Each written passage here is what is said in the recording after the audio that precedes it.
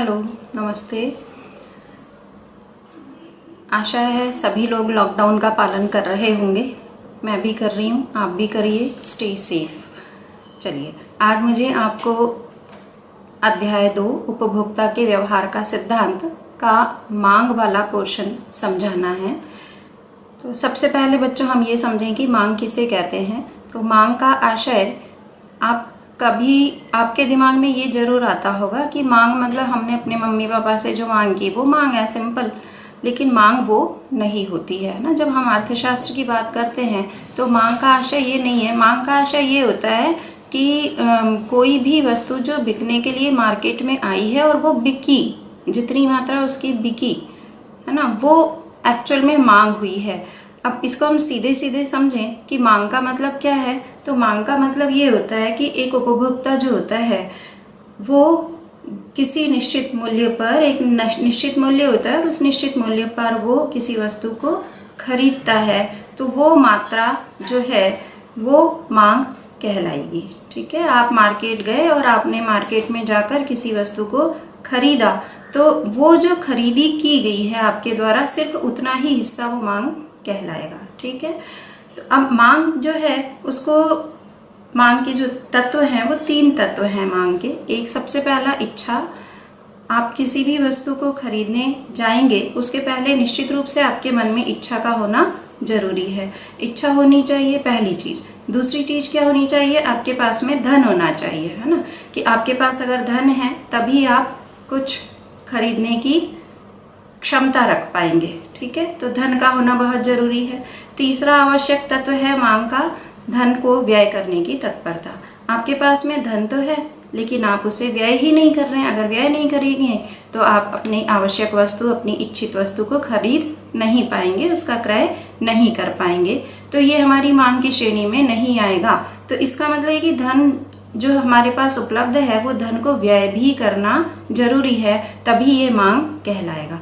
ठीक है, तो मांग का मतलब आपको समझ में आ गया होगा कि मांग मतलब कि एक निश्चित मूल्य पर, निश्चित समय पर किसी भी उपभोक्ता के द्वारा क्रय की जाने वाली किसी भी वस्तु की मात्रा से होता है। ठीक है, अब इसके बाद में हम ये देखें, मांग जो है 2 प्रकार की है। एक व्यक्तिगत मांग होती है और दूसरी बाजार मांग होती है। व्यक्तिगत मांग का मतलब क्या हुआ कि आप गए मार्केट में और आपने जाकर किसी सामान को खरीदा। ठीक है, आपने सामान खरीदा एक निश्चित मूल्य पर, निश्चित क्वांटिटी आप खरीद के लाए, तो ये आपका क्या कहलाएगा, व्यक्तिगत मांग। ठीक, लेकिन बाजार मांग क्या होगी, आप जैसे मार्केट जाते हैं तो आप सिर्फ अकेले खरीदी नहीं कर रहे हैं। मान लीजिए आपने आम खरीदने के लिए आप गए, तो आपने जो आम खरीदे, मान लीजिए 10 रुपये किलो में आपने आम खरीदे, तो ये आपकी व्यक्तिगत मांग हुई। लेकिन आप जैसे बहुत सारे वहाँ पर उपभोक्ता होंगे जो इस कीमत पर या अलग अलग कीमत पर आम की विभिन्न मात्राओं को खरीद रहे हैं। तो जब हम इन सभी उपभोक्ताओं द्वारा क्रय की जाने वाली वस्तुओं की मात्रा को जोड़ दें तो ये क्या कहलाएगा, बाजार मांग।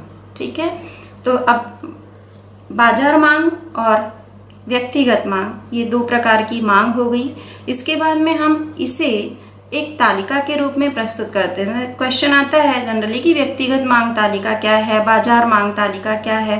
तो देखिए, जब आप मार्केट में जाते हैं तो आपको हर समय पर कीमत एक ही मिले ये ज़रूरी नहीं है। हमें कीमत अलग अलग मिल सकती है, और जब हम अलग अलग कीमत पर वस्तुएं खरीदते हैं तो वस्तुओं की मात्रा भी अलग अलग हो सकती है। तो इन अलग अलग मूल्य पर हम जब वस्तुओं की अलग अलग मात्रा को लिखते हैं, एक सूची तैयार करते हैं, एक अनुसूची तैयार करते हैं, तो ये हमारी व्यक्तिगत मांग तालिका होगी। ठीक, लेकिन जब हम पूरे बाजार में जितने लोग खरीद रहे हैं सामान, इन सभी की द्वारा खरीदी जाने वाली अलग अलग मूल्य पर अलग अलग मात्रा को एक सूचीबद्ध तरीके से लिखते हैं, तो ये क्या कहलाएगा, बाजार मांग तालिका।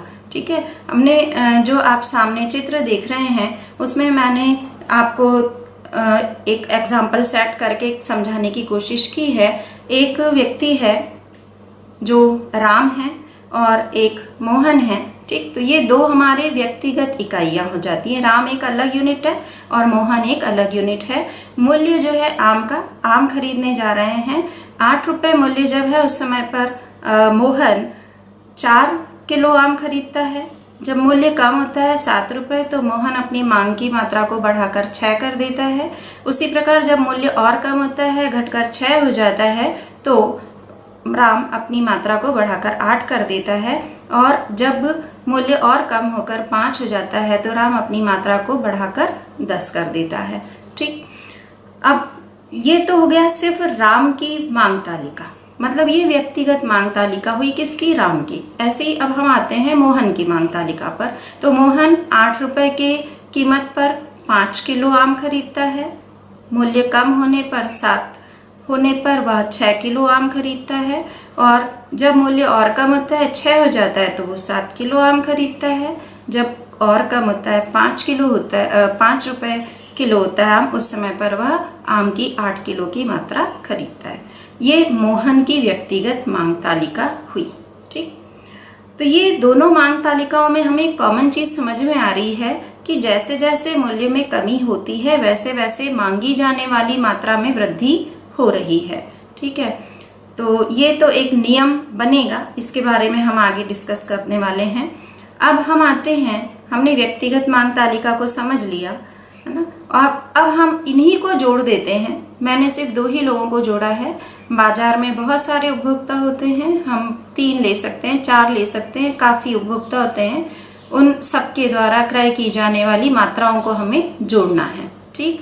तो इस एग्जाम्पल में मैंने चूंकि 2 लोगों को लिया तो मैं यहाँ पर दोनों के द्वारा क्रय की जाने वाली जो मात्रा है ना, उसको हम जोड़ते हैं। तो देखिए 8 रुपये के कीमत स्तर पर जो बाजार मांग हो रही है, मतलब कि राम और मोहन दोनों के द्वारा जो मांग की जा रही है वो सम्मिलित मांग कितनी हो रही है? 9 किलो की। इसी प्रकार से 7 रुपये जब होता है मूल्य, उस समय पर सम्मिलित मांग 12 किलो की। और 6 रुपये होने पर सम्मिलित मांग 15 किलो की। और 5 रुपये होने पर जो बाजार मांग है वो 18 किलो की हो जाती है। तो इस प्रकार से आपको ये समझ में आया होगा। इसी को मैंने डायग्राम के रूप में भी बताने की कोशिश की है। देखिए आप डायग्राम में मैंने नीचे एक ही हमने व्यक्तिगत मांग तालिका को, व्यक्तिगत मांग वक्र को अलग तैयार किया है, बी को अलग किया है, और इन्हीं दोनों का जोड़कर हमने बाजार मांग वक्र को तैयार किया है। ठीक है। ये जो हमें डी दिखाई दे रहा है, एक्चुअल में इसी को हम मांग वक्र कहेंगे, है ना। मांग वक्र हमेशा आप ध्यान रखिए ऊपर से नीचे की ओर आता है। क्यों? क्योंकि हम अधिक मूल्य पर किसी भी वस्तु की मात्रा कम खरीदते हैं और कम मूल्य पर वस्तु की मात्रा हम ज़्यादा खरीदते हैं। तो इसलिए ये वक्र जो है वो हमेशा ऊपर से नीचे की ओर गिरता हुआ आता है। ठीक है। इसे हम डी वक्र या मांग वक्र कहते हैं हम इसे। और बाकी आप चित्र देखिएगा और थोड़ा सा समझिएगा। ये सारे ग्राफ को बनाना हम एटलीस्ट 10th क्लास तक हम ये चीज़ें सीख चुके हैं, और 11th में भी हमने इसको सीखा है ना। हमने 11th में क्लास में हमने सांख्यिकी पूरा पढ़ा है। तो सांख्यिकी में हमने इन ग्राफ्स को कैसे बनाया जा रहा है वो बराबर हमने सीखा है। ठीक। अब हम आगे चलते हैं मांग के नियम पर। तो मांग का नियम, इसी तालिका को अगर हम बहुत अच्छी तरह से इसका विश्लेषण करें तो हमें ये समझ में आ जाता है कि मांग का नियम क्या होगा। मांग का नियम मतलब कि किसी वस्तु की कीमत अगर बढ़ती है तो उसकी मांग जो है सामान्यतः कम होती है ना, और अगर मूल्य घटती है तो सामान्यतः मांग जो है वो बढ़ जाती है। आप जब भी कभी मार्केट जाएंगे, किसी वस्तु की कीमत कम होती है तो आप कोशिश करते हैं कि ठीक है कम है मूल्य तो हम थोड़ी सी मात्रा बढ़ाकर ले लेते हैं। लेकिन जब हम वही मार्केट में जाते हैं और किसी वस्तु की कीमत हमें ज़्यादा मिलती है तो हमारी कोशिश क्या होती है कि हम 1 किलो सामान लेने गए थे और हम आधा किलो लेकर आ जाते हैं। तो इसका मतलब क्या है कि कीमत का और मांगी जाने वाली मात्रा का आपस में जो रिश्ता है, आपस में जो संबंध है वो कैसा है? विपरीत है। ये दोनों एक दूसरे के उल्टे चलते हैं। कीमत बढ़ेगा मांग घटेगी, और कीमत घटेगी तो मांग बढ़ेगी। ठीक है। तो ये नियम है मांग का। ठीक है, ये एक प्रकार का दोनों का संबंध है। तो इसके बाद में हम चलते हैं मांग फलन की तरफ। मांग फलन क्या है? देखिए, फलन मतलब कि परिणाम, किसका परिणाम है, मांग किसका परिणाम है। तो मांग बहुत सारी वस्तु की खुद की कीमत का परिणाम हो सकता है मांग। उसके अलावा मांग जो है बहुत सारे दूसरे कारणों से भी प्रभावित होता है। तो मांग फलन जो है वस्तु की वह मात्रा है जो उपभोक्ता कीमत के विभिन्न स्तरों पर चयन करता है ना। अलग अलग कीमत होती है और उस पर हम अलग अलग जो किसी भी वस्तु की मात्राओं का चयन करते हैं, ये मांग फलन कहलाएगा, है ना। एक वस्तु की मांग जो है उसके बहुत सारे निर्धारक तत्वों के बीच में पाए जाने वाले जो क्रियात्मक संबंध हैं, उस क्रियात्मक संबंध को हम मांग फलन कहते हैं। ठीक है, इसमें मैंने एक चित्र के द्वारा भी हमने कोशिश की है कि आपको ये आसानी से समझ में आए। देखिए, मांग फलन है और मांग फलन से मैंने दो एरो निकाले। एक तरफ मैंने किया है वस्तु की मांग को हम कहते हैं dx, और दूसरी तरफ हमने एक और एरो लगाया है, उसे मैंने कहा है वस्तु की मांग के निर्धारक तत्व। ठीक, और इन दोनों के बीच में एक क्रियात्मक संबंध, इन दोनों के बीच में एक रिलेशन होता है ना। वस्तु की मांग जो है वो निश्चित रूप से जो उसके निर्धारक तत्व हैं उसके कारण प्रभावित हो रही है। तो ये जो रिश्ता है, ये जो संबंध है, ये जो रिएक्शन है, क्रियात्मक संबंध है, इसी को हम मांग फलन कहते हैं। ठीक, मांग फलन जो है इसमें देखिए एक दो प्रकार के मांग फलन हैं, एक वर्धमान और दूसरा ह्रासमान।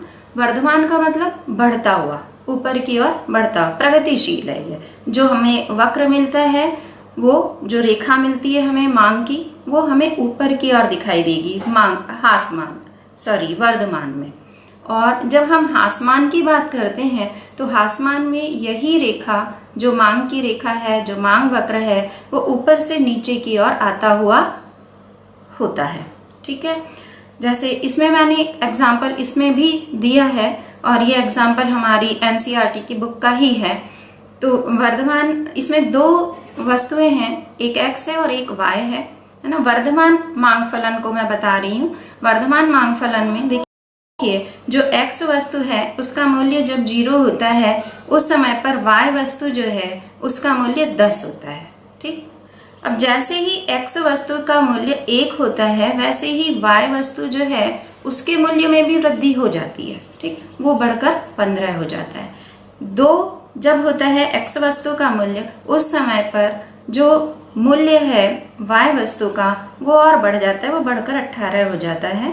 और जब x वस्तु का मूल्य 3 होता है उस समय पर y वस्तु का मूल्य 20 हो गया। ठीक, यहाँ पर देखिए हम सारणी में ये समझ पा रहे हैं कि x का मूल्य बढ़ रहा है तो y के मूल्य में भी वृद्धि हो रही है। ठीक है, अब इसका जो मैंने नीचे डायग्राम बनाकर दिखाया है वो डायग्राम पर भी आप ध्यान दीजिएगा कि डायग्राम जो बना है, तो जो वर्धमान मांग फलन है, वर्धमान मांग फलन हमारा जो है नीचे से ऊपर की ओर जा रहा है।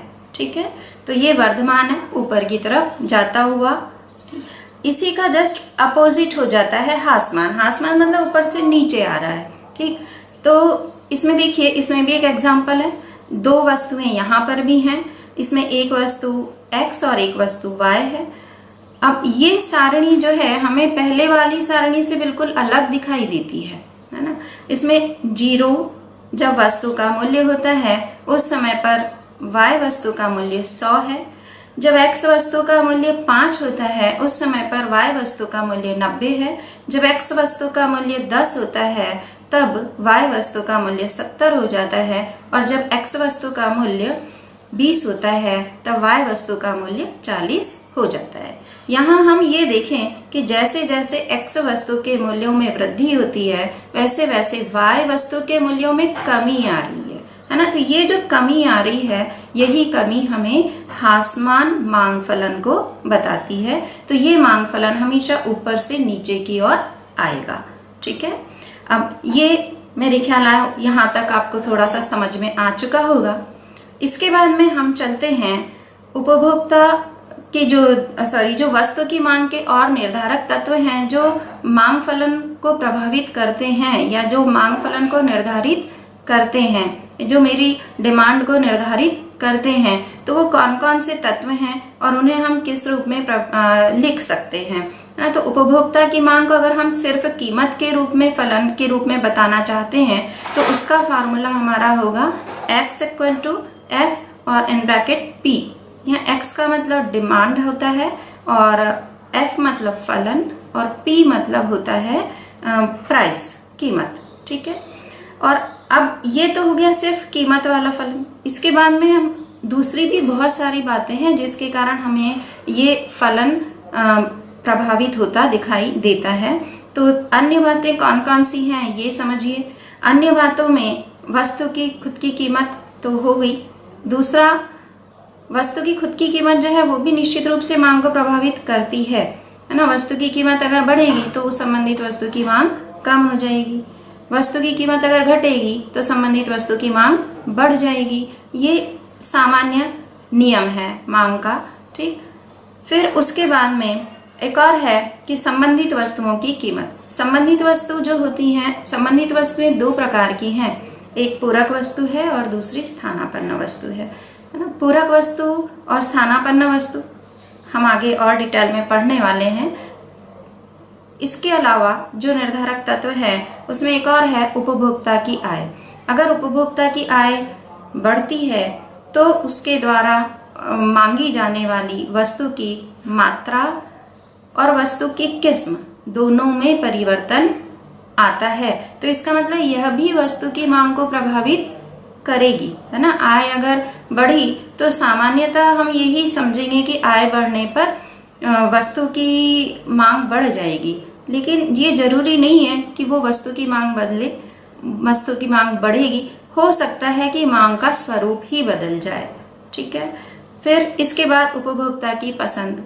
उपभोक्ता की पसंद अगर इस पर बात करें तो उपभोक्ता जब पसंद करता है किसी वस्तु को तो मूल्य के बढ़ने और घटने का बहुत ज़्यादा प्रभाव इस पर नहीं पड़ता है। लेकिन अगर उसे कोई वस्तु पसंद नहीं है तो वस्तु के मूल्य का प्रभाव उसकी मांग पर बहुत ज़्यादा पड़ता है। ठीक है, इसके बाद में फिर एक और है कीमत संबंधी भावी संभावनाएं।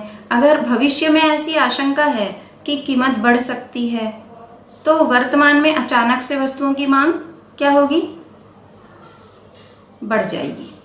ठीक, क्योंकि संभावना क्या है, भविष्य में कीमत बढ़ने की। लेकिन संभावना इसके उल्टा है कि भविष्य में कीमत घट सकती है। तो वर्तमान में मांग पर क्या प्रभाव पड़ने वाला है, वर्तमान में मांग घट जाएगी। ठीक है, इसके बाद में ये तो हमारी व्यक्तिगत मांग जो है उनको प्रभावित करने वाली बातें हैं। इसके अलावा जब हम इसमें दो चीज़ें और जोड़ देते हैं, एक जनसंख्या का आकार और दूसरा आय का वितरण, है ना। अगर हम इन दो चीज़ों को जोड़ दें तो ये हमारी बाजार मांग का फलन आ जाता है। ठीक, बाजार मांग फलन ये बताएगा। ठीक है, जनसंख्या का आकार, जनसंख्या का आकार बहुत ज़्यादा है तो नेचुरली वहाँ पर डिमांड बहुत ज़्यादा होगी, मांग बहुत ज़्यादा होगी। लेकिन अगर किसी जगह जनसंख्या बहुत कम होती है तो वहाँ पर मांग भी निश्चित रूप से कम होगी। इसके बाद में आय का वितरण, है ना। अगर किसी देश में आय का वितरण जो है वो समान होता है तो मांग बढ़ेगी, है ना, क्योंकि सभी के पास में खर्च करने के लिए कुछ ना कुछ अमाउंट होता है, कुछ ना कुछ राशि होती है, तो ऐसे में मांग बढ़ेगी। लेकिन अगर आय का वितरण असमान है तो ऐसी स्थिति में मांग जो है वो बढ़ती नहीं है, अपितु वो कम होती है, क्योंकि कुछ लोगों के पास ही हमारा जो आय है वो सिमट जाती है, तो मांग करने वाले लोगों की कमी हो जाती है, इसलिए बाजार मांग जो है वो कम हो जाएगी। ठीक है, अब इसके बाद में